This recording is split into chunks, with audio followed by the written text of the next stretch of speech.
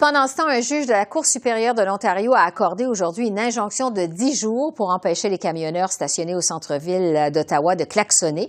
Je retrouve Maître Émilie Taman, une des avocates impliquées dans ce dossier. Bonsoir, Maître Taman. Bonsoir.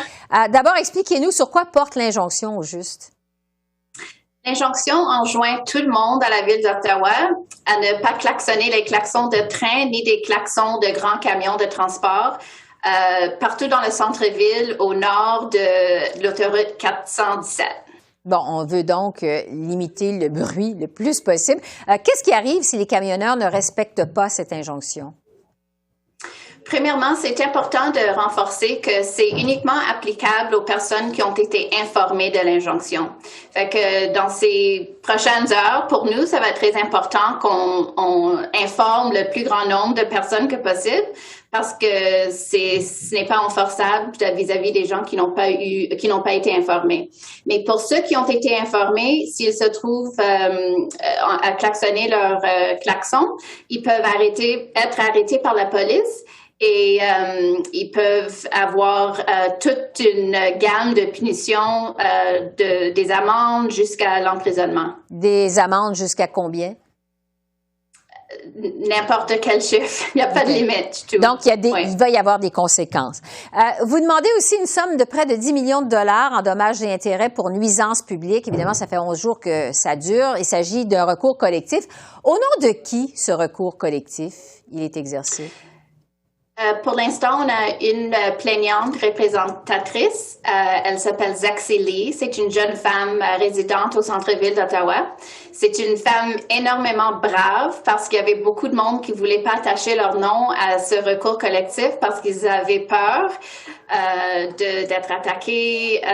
Et enfin, c'est vrai que Madame Lee s'est fait attaquer sur les réseaux sociaux. Son numéro de téléphone a été partagé. Il y a toutes sortes de gens qui l'appellent pour l'harceler.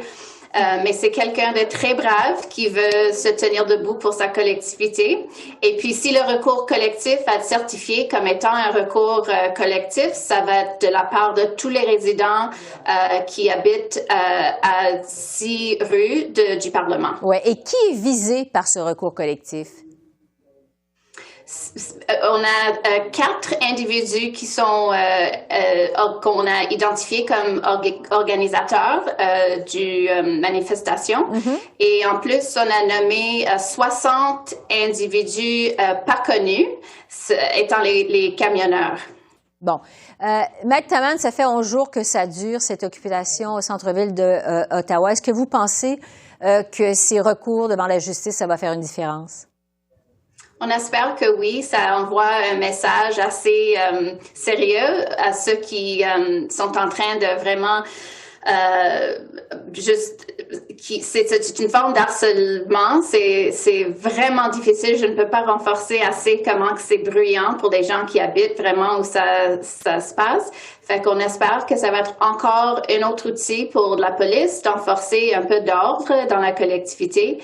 Et maintenant, l'injonction est effective immédiatement, fait que c'est dès maintenant, il faut que ça arrête. On verra la différence, effectivement, si différence il y a. Vous parlez de la police d'Ottawa. Justement, le chef de police a demandé aujourd'hui 1800 policiers en renfort après ce qu'on a vu du côté de Québec en fin de semaine. Qu'est-ce que vous pensez, vous, de la réponse de la police d'Ottawa à cette crise? Mais je sais qu'ils ont un travail très difficile dans des circonstances assez dynamiques. Je peux juste vous dire ce que moi j'entends des résidents et surtout de ma cliente, c'est qu'ils se sentent absolument abandonnés. Ma cliente a appelé la police presque 15 fois. Elle n'a jamais eu de police qui est arrivée chez elle. Et ça la fait peur que si la situation devient plus sérieuse, elle ne sait même pas si elle va pouvoir compter sur la police. Fait que j'espère qu'avec cette annonce, avec des ressources de surplus, que les choses vont changer. Mais jusqu'à maintenant, je sais qu'il y en a beaucoup dans le quartier qui se sentent abandonnés. Maître Émilie Taman, merci beaucoup. Ça me fait plaisir. Merci. Au revoir.